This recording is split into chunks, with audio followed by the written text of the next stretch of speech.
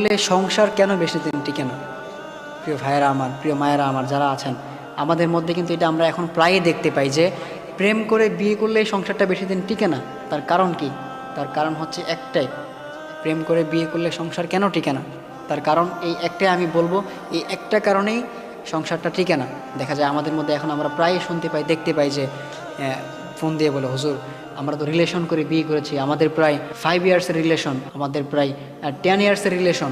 দেখা যায় অনেকেই এরকম করে ফোন দিয়ে মানে খুব প্রাউড করে বলে যে হুজুর আমাদের প্রায় লং টাইমের রিলেশন, আমরা প্রায় 5 ইয়ার্স 10 ইয়ার্স ধরে আমরা রিলেশন করেছি, এরপর আমরা বিয়ে শাদী করেছি, এরকম করে অনেক প্রাউড করে অনেক গর্ব করে বলে। কিন্তু দেখা যায় এখন আমরা বিয়ে শাদী করেছি, আমাদের 2 বছর 3 বছর সম্পর্ক হয়েছে বা আমাদের 3 বছর সংসার হয়েছে, এখন দেখা যায় আমাদের সম্পর্কটা নষ্ট হয়ে গেছে।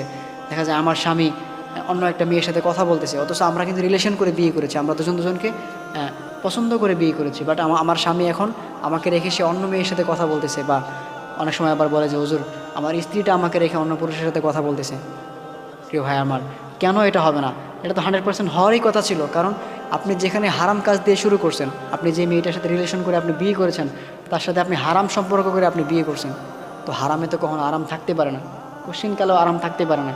এই জন্য আপনি যেখানে হারাম সম্পর্ক করে আপনি বিয়ে করেছেন, আপনি সেখানে সেই জায়গায় আপনি কি করে আপনি শান্তি খুঁজতে পারেন?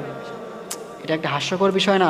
আপনি যে জায়গায় আপনি হারাম করেছেন, আপনি হারাম সম্পর্ক করেছেন, সেই জায়গায় তো আরাম কখনো হতে পারে না, কোশ্চিন কালো না। যেখানে হারাম সেখানে কখনো আরাম থাকতে পারে না, আর যেখানে আরাম সেখানে কখনো হারাম থাকতে পারে না।